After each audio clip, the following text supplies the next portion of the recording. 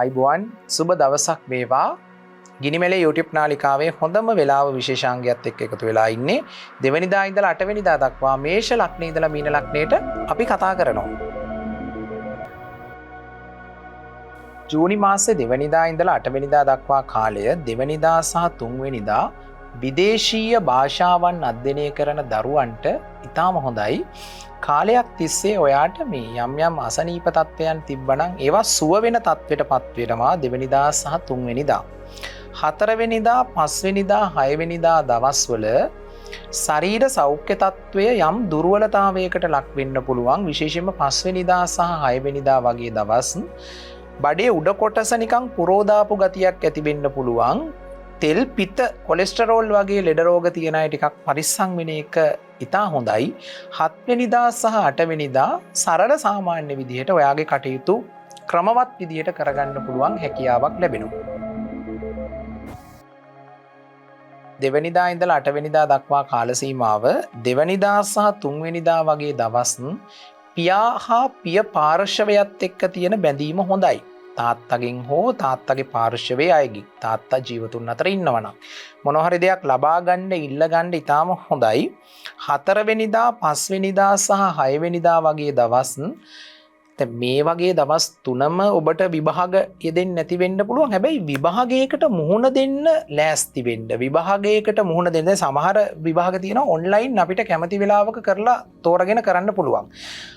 ඒ වගේ ඔබට සම්පත් සාධක ക്ഷേම මෛත්‍රී පරම මෛත්‍රී නැකතක් යනවා නම් 5-6 වගේ දවස් ඔන්ලයින් එක්සෑම් එකක් කරන්න. ඒ දෙයින් ඔබට ජයග්‍රහණය ලැබීමේ සම්භාවිතාවය සෑහෙන වැඩි. 7 වෙනිදා සහ 8 වෙනිදා වගේ දවස් ටිකක් විතර ඔයා කළ යුතු වැඩ කල් දාන්න පුළුවන්, අතපසු වෙන්න පුළුවන්, කාලය නිකරුණේ නාස්ති කරන්න පුළුවන්, සල්ලි නිකන් වියදම් කරන්න පුළුවන්. ඒක පාලනය කරගන්න. ධනයට ආර්ථිකයට ඉතාම හොඳයි.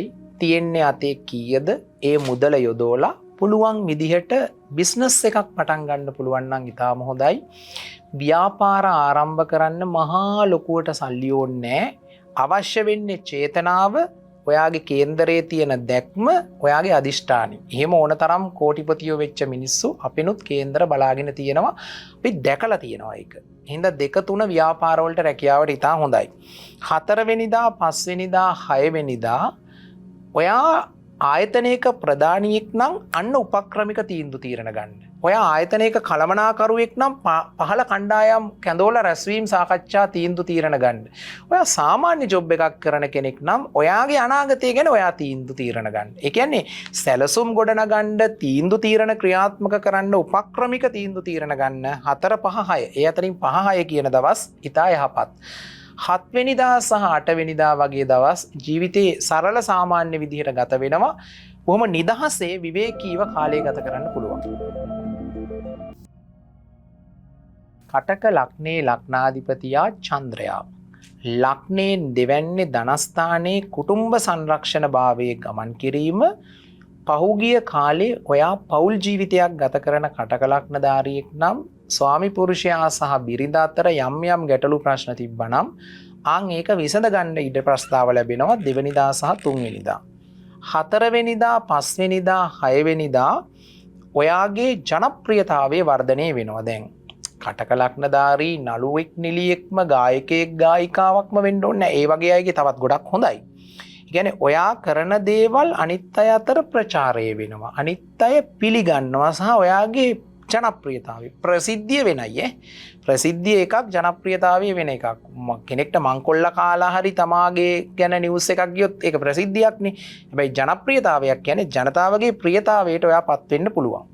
7 වෙනිදා සහ 8 වෙනිදා ව්‍යාපාරවලට රැකියාවට ගොඩක් හොඳයි. දැන් මේ ලග්න 12න් පළවෙනි දවස් දෙක හොඳම ලග්නේ තමයි සිංහ ලග්නේ. ඒ කියන්නේ දෙවනිදා සහ 3 වෙනිදා දැන් ලග්න 12ක් තියෙනවනේ. අනිත් ලග්න වලටත් අඩු වැඩි වශයෙන් ඒ දවස් හොඳයි. ඒ කියන්නේ සතිය ආරම්භයේ මැද අවසානයේ. මේ සතිය ආරම්භයේදී සිංහ ලග්නධාරීන්ගේ චන්ද්‍රයා ලග්න භාවයේ යනවා. ලග්නං දේහස්රං විඥානං. පරණ කතාවක් ජ්‍යොතිර්විද්‍යාවේ. එතකොට චන්ද්‍රයා ලග්නේ යන කාලේ සියල්ල ලැබෙනවා සිංහ ලග්නධාරී ඔබට. 4 වෙනිදා සහ 5 වෙනිදා 6 වෙනිදා වචනේ ටිකක් අපි කියන්නේ ඕව යන්න පුළුවන්. සීමාව ඉක්මවා කතාව යන්න පුළුවන්. කතාව පාලනය කරගන්න. 7 වෙනිදා 8 වෙනිදා උනන්දු උත්සාහය හැමදේම හොඳයි. ඔයාගේ ජීවිතේ බලාපොරොත්තු ඉටු වෙනවා. ඇත්තටම මේ සතිය ලග්න 12න් පෙරමුණේම සුබ ප්‍රතිඵල උදා කරන ලග්නයක් තමයි සිංහ ලග්නය. දෙවනිදා සහ තුන්වෙනිදා දවස් කන්‍යා ලග්න ධාරීන්ට කකුල් වල ආබාධ තියෙන කන්‍යා ලග්න ධාරීන් පරිස්සම් වෙන්න ඕනේ. තුනටියත් කලවත් අතර දනහිස්සට පල්ලෙහා පාදවල යම් ආසාදන ඇතිවීමේ ඉඩකඩක් තියෙනවා. තාත්තා ජීවතුන් අතර ඉන්නවා නම් තාත්තගේ ශරීර සෞඛ්‍ය තත්ත්වය ගැන පරිස්සම් වෙන්න. 4, 5, 6 ඊටාම වාසනාවන්තයි. අපි කියන්නේ අර බඹරේ වැල්ලෙත් කැරකෙන්න පුළුවන් 5 වෙනිදා 6 වෙනිදා. ඒ කියන්නේ ඕනම කෙනෙක්ගෙන් උදව්වක් ඉල්ලලා ඔයාට හම්බ වෙලාම නැහැ. හැබැයි ඔයාගේ පක්ෂියා රජ වෙන වෙලාවට 5 වෙනිදා සහ 6 වෙනිදා ගිහිල්ලා ඒ උදව්ව ඉල්ලුවොත් ලැබෙන්න තියෙන සම්භාවිතාවය වැඩි. 7 වෙනිදා සහ 8 වෙනිදා පෞල් ජීවිතයේ සමගිය වර්ධනය වෙනවා. විශේෂයෙන්ම මේ 7 සහ 8 විශේෂයි. සියලු ලැබීම් පෙන්වන අයස්ථානාධිපතියා ධනස්ථානයේ යන්නේක ප්‍රබල ධන යෝගයක්. ධන යෝගයක් තියෙද්දි ඔයා අනිවාර්යෙන් මොන හරි ආයෝජනයක් කළොත් හොඳයි.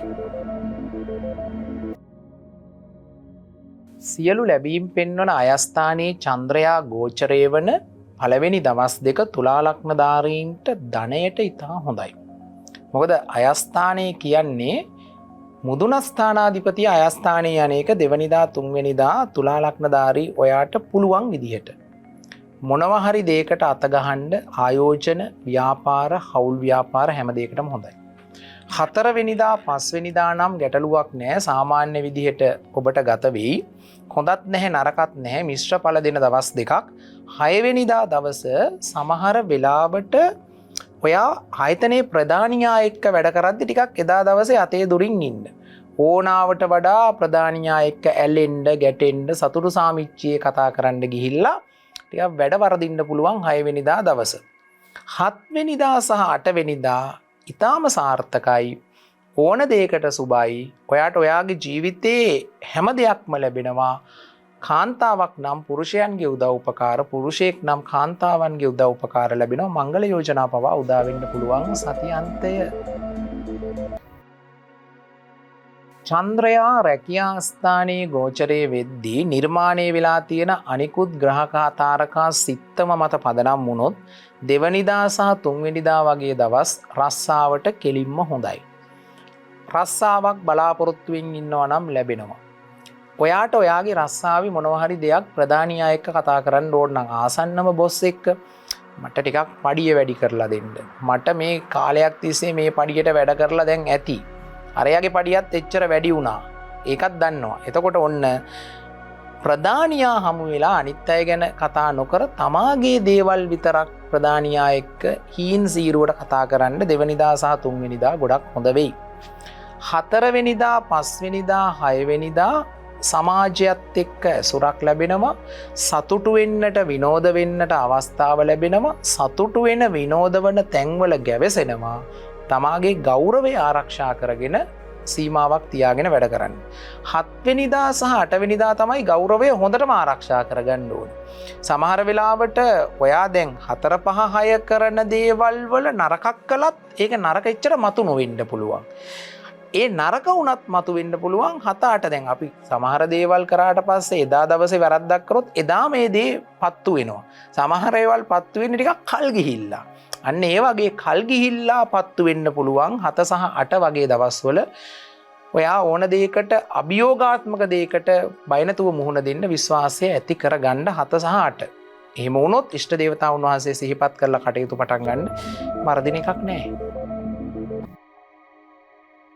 දෙවනිදා සහ තුන්වෙනිදා ජීවිතේ මුදල් වලට එහා ගිහිල්ලා ආධ්‍යාත්මික ආගමික ලෝකෝත්තර පැත්තට යොමු වෙනවා. එහෙම යොමු වෙන්න නම් ඔයා බෞද්ධයෙක් හැටියටම ඉන්න ඕනෙත් නෑනේ. ඔයා ක්‍රිස්තියානි වුණත්, ඔයා ඉස්ලාම් වුණත්, මොන ආගමේ වුණත් ඔයාට ඔයා විශ්වාස කරන ආගමත් එක්ක හුදෙකලා වෙනවා, කාලය ගත කරනවා. 4 වෙනිදා සහ 5 වෙනිදා 6 වෙනිදා ඔයා ඇතුලේ තරමක් පොඩි තමා ගැන හිතන ස්වභාවයක් එන්න පුළුවන්. විශේෂයෙන් 5 සහ 6 කියන්නේ තමාගේ වැඩේ කරගන්න ඕනේ. තමාගේ දේ කරගෙන තමයි අනිත් අයට උදව් කරන්න ඕනේ. අර නිකන් මට හිතෙනවා සෙල්ෆිෂ් ගතිය ටිකක් 5 6 ටිකක් ඕනාවට වඩා වැඩි වෙන්න පුළුවන්. ඒක යම් හානියක් වෙන්න පුළුවන්. 7 වෙනිදා සහ 8 වෙනිදා ඔයාට යහපත්. ඔයා කියන කරන බොහෝ දේවල් ඔයාගේ සුඛ විහරණයේ සුභ සිද්ධිය වෙනුවෙන් ඉටු වෙයි. මකර ලග්න ධාරීන්ට සාමාන්‍යයෙන් දැන් අර අපි කියවනේ මේ සතිය ආරම්භය හොඳම නැති ලග්නේ මොකක්ද කියලා ඇහුවොත් මම කියනවා මකර ලග්නේ කියලා. මොකද චන්ද්‍රයා ආයුෂස්ථානයේ මාරකස්ථානයේ බාධකස්ථානයේ හැබැයි 7 වෙන්නාධිපතිය 7 වෙන්නෙන් දෙවැන්න යන එක නරකක් කියනව නෙමෙයි.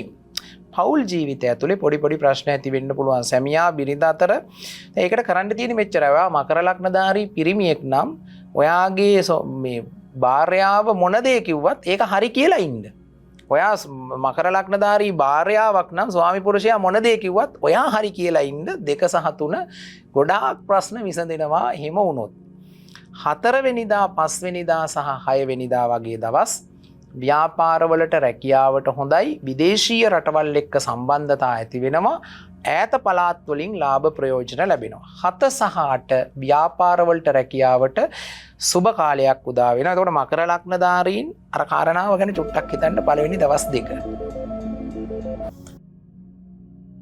කුම්භ ලග්නධාරීන්ට දෙවෙනිදා සහ 3 වෙනිදා දවස් මංගල යෝජනා උදා වෙනවා.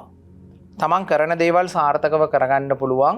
රස ආහාර භුක්ති විඳින්න පුළුවන්. ශරීර සනීපේ හොඳයි.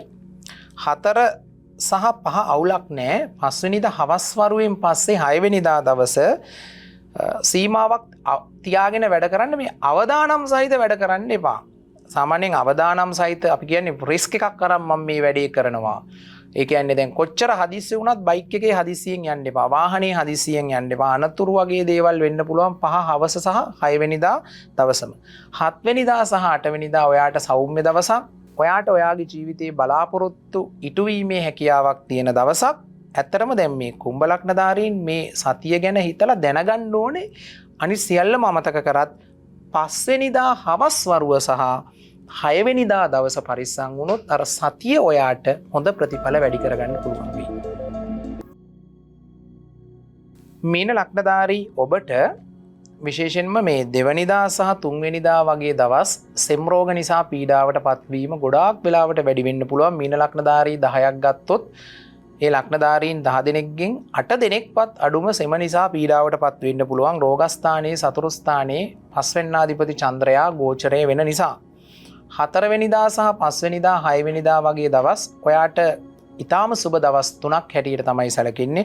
ඔයාගේ ජීවිතයේ අධ්‍යාපනයේ වෙලහෙළදාම් ව්‍යාපාර වෘත්තීන් හැම දෙයකම හොඳයි. 7 වෙනිදා සහ 8 වෙනිදා දවස් ඔයාට එච්චර සුබ දවස් හැටියට පෙන්වන්නේ නැහැ. අනිත් අයගේ ප්‍රශ්න වලට මැදිහත් වෙන්න එපා. අනිත් අයගේ ලිපි ලේඛන වලට අස්සම් කරද්දී පරිස්සම් වෙන්න. විශේෂයෙන්ම ඔයා වගකීතු තනතුරක් දරන පුද්ගලයෙක් නම් ඔයා මිනිස්සුත් එක්ක වැඩ කරද්දී ඔයාගෙන් අලාභයක් අවාසියක් සහ අපි කියන්නේ මේ අඩුපාඩුවක් නොවන විදිහට වචනයක තමයි අඩුපාඩුවක් නොවන විදිහට වැඩ කරන්න වග බලා ගත්තොත් සතියන්තයේ තියෙන හානිය අඩු කරගන්න පුළුවන් වෙයි මීන ලග්නධාරී ඔබට. ජූනි මාසේ 2 වෙනිදා ඉඳලා 8 වෙනිදා දක්වා අපි කතා කළා. ඔයාට ඔයාගේ ජීවිතයේ සියල්ල ලැබෙන වාසනාවන්ත සුබම සුබ සතියක් වේවා. මම ජ්‍යොතිර්වේදී දිමුත් රංගන